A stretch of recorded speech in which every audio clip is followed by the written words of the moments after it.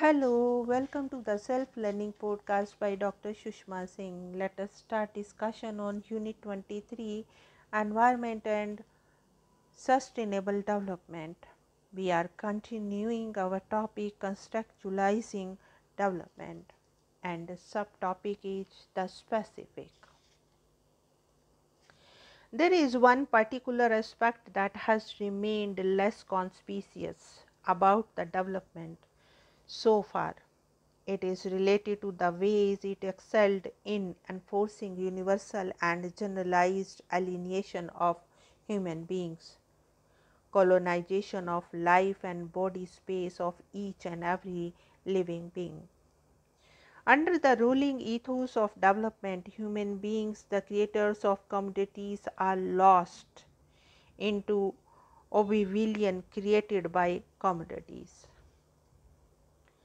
Today, human beings are bereft of both life and identity, while the commodities produced by them have both. In the midst of the universal and the generalized commoditization of human beings, there are still differences among individuals and social groups. Development has created a permanent wedge not only between the human beings in the developed and developing world, but also between male and females, white and black, natives and immigrants, urban and rural, agriculture and industrial workers, etc. Though development succeeded in uniting the world into one global system, yet it has been possible only by creating permanent divisions between citizens of one country and another, and among the people within one country.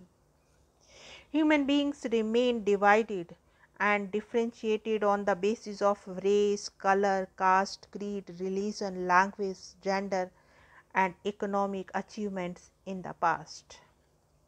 The modern humans are divided and differentiated on the basis of the levels of their development and differences in their ability to control the knowledge and instruments that are essential for development.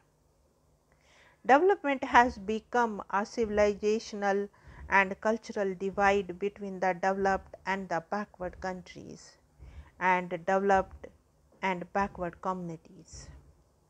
True to the logic of development, prosperity and affluence of a few is possible in the cost of the well-being of an overwhelmingly majority of the population, regions and country.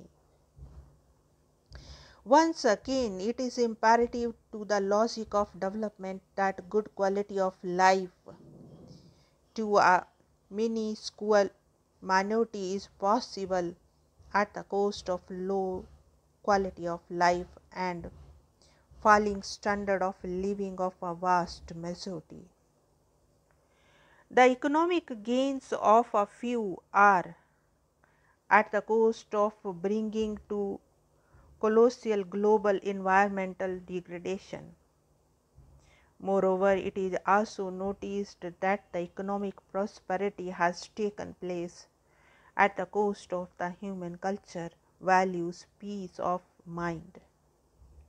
Economic development, the core of the development project, seems to have lost any sense and purpose.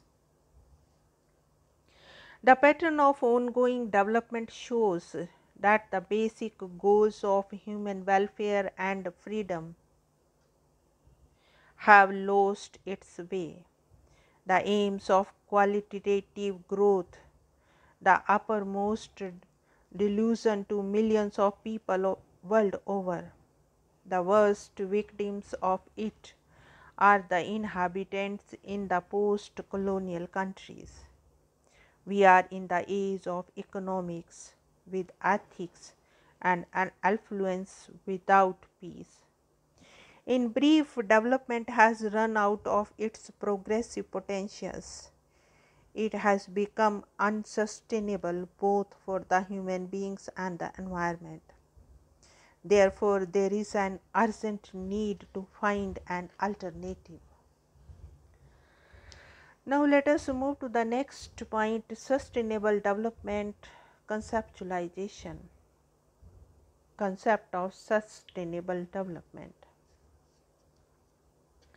The continuing antagonistic relationship between the Pax Economica and the Pax Populi and the development and environment has been the main concern of thinkers for a long time. In other words, how to give a human face to economic development, how to be green in our thinking, how to maximize our happiness, peace, freedom, and well being without destroying our environment, etc. These have been important issues before thinkers for a long time. The sustainable development, in fact, is mainly concerned with the question, or to put it in one sentence, how to sustain the present level of well-being and make it available for all. The origin of the concept sustainable development is credited to Brundtland Commission report prepared under the auspices of the United Nations World Commission on Environment and Development. Sustainable development, according to the report, means development that meets the needs of the present without compromising the ability of future generations to meet their own needs, improved living standards for all, better protected and managed ecosystem, and a safer, more prosperous future. The conclusions of the conference were based on the realization that the economic activities cannot proceed any longer under the banner of business as usual. Specifically, it is no longer tenable to make economic growth as conventionally perceived and measured.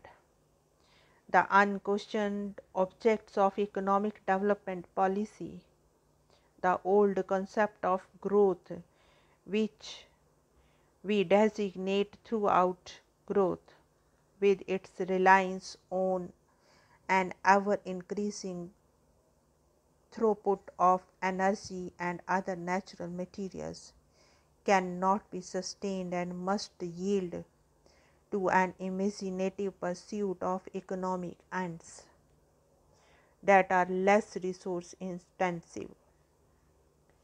The way we undervalue the nature and natural capital sources and fail to account for natural assets degradation often means that we are improving ourselves while imagining that our economies are growing.